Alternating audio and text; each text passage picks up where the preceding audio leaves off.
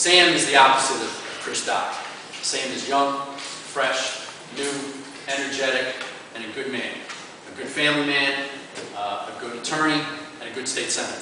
So I don't know how much more I can add to that, but I think he's a great guy, and I think he's our choice in the Republican Party for the nomination against Chris Dodd.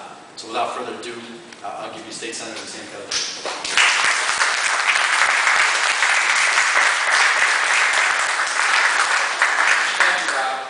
Very much.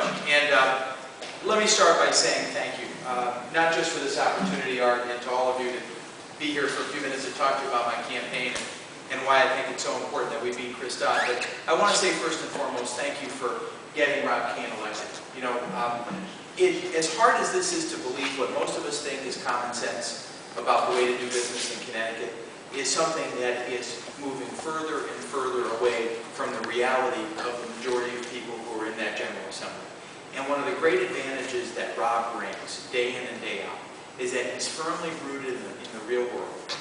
As someone who runs a business and a small business, is deeply committed to his community, is living the American dream in ways that allows him to be fully in touch with the struggles that regular people have every single day. And if it wasn't for the perspective, let me put it differently, if we had more people with Rob Kane's perspective in Hartford, we wouldn't have the budget crisis that we have today. If we had more people like Rob Kane with his perspective in the General Assembly, we'd have a state that had a growing economy because it would be pro-business, because ultimately being pro-business is being pro-jobs. And so, you know, he's one man and there's only so much you can do, but I want to say thank you. I know I say thank you on behalf of every Republican in the General Assembly for the work that you've done in getting Rob elected, and I just ask that you continue to do that. Regardless of what you do, I'm going to need your help. We're going to need your help to beat Chris Dodd, but we need to make sure that Rob gets reelected. So Rob, thank you for everything. You know, I have to tell you, I am so excited to be in Woodbury, especially. Because I think when the history of this race is written and people look back on what's going to be the hottest race in the United States of America, because whoever ends up being the Republican nominee against Chris Dodd, and I hope and believe that it's going to be me, and with your help I believe it can be me, the full weight of the National Democratic Party is going to come raining down on the Republican candidate. And it's going to be heavily watched, not only throughout the country, but I think throughout the world, because Chris Dodd is literally one of the most powerful Washington figures we've had for many, many years. And I think ultimately to our detriment, and we'll talk about that.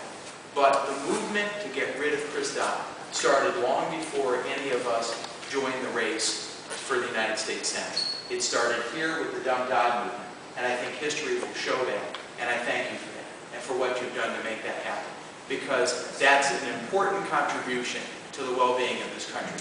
Because to me, building a stronger America and a better Connecticut boils down to one simple question.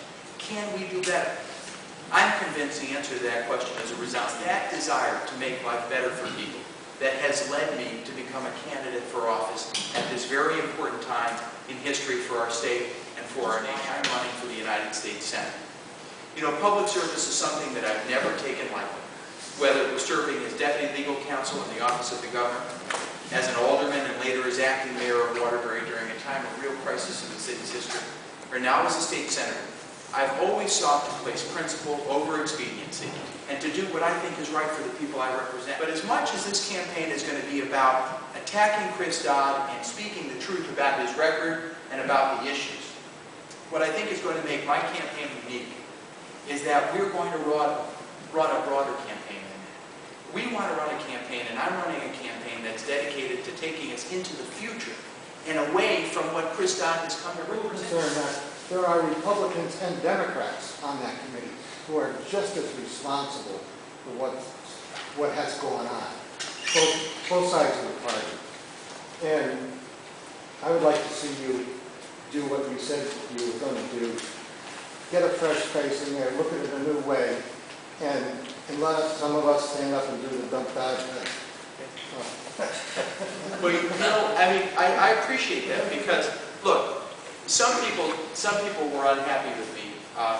You know, the night before I announced, I get a call that afternoon from Sean Hannity's producer, said, hey, we want you to come on the show. And I said, well, that's fine. We'd love to come on your show. I'm a big fan. But we're not going to announce on your show because we're announcing tomorrow.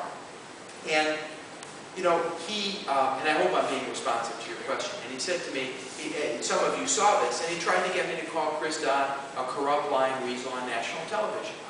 And the fact is, whatever my personal opinion was, I made a decision that that was not the right way to start a winning campaign.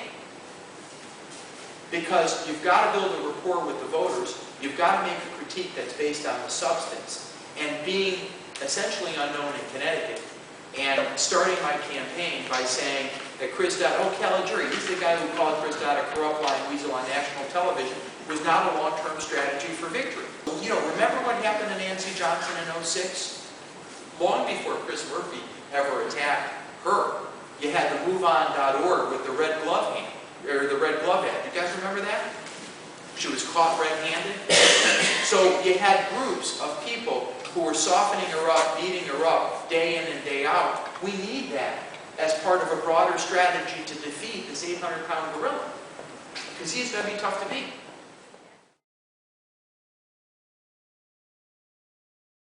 I hope you've gotten a sense for my critique of Dodd, and I just don't say that in Republican audiences only. All I can tell you is that I'm still standing after coming up through Waterbury politics, which is a pretty tough place to do politics.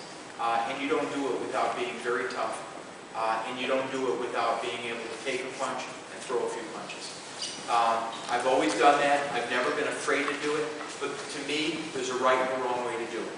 And I'm going to do it in a way that I think will bring honor to the Republican Party, will make you proud, and ultimately will allow us to be victorious. There is a way to hit someone smack dab between the eyes, powerfully and effectively, but honorably. And that's how I intend to do it. Look, I'm not here, you know, I have a law practice I love. I've got a 6- and a 4-year-old at home that I actually love being a parent to. I have a spouse whose company I thoroughly enjoy.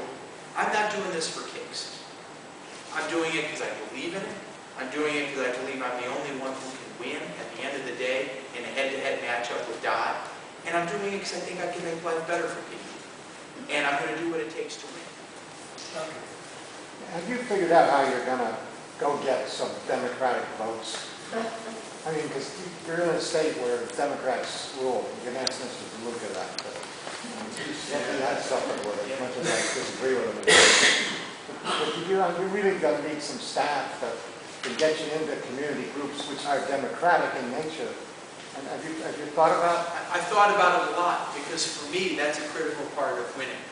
I think really, in a nutshell, for me, I have to run very well with Republicans. Republicans have to be energized, they have to turn out, they have to vote. I have to win a substantial swath of conservative Democrats, the old Reagan Democrats. And I have to be very competitive with the unaffiliated. If we do that, we win handily. And in my races, because I represent a substantial part of Waterbury and a fairly heavily Democratic district, I've been able to appeal to conservative Democrats and moderate Democrats, who are going to be an important part of the coalition that we have to build in order to have a Republican they could actually believe in. They would vote Republican. And we see that in Waterbury because that's how Republicans get elected.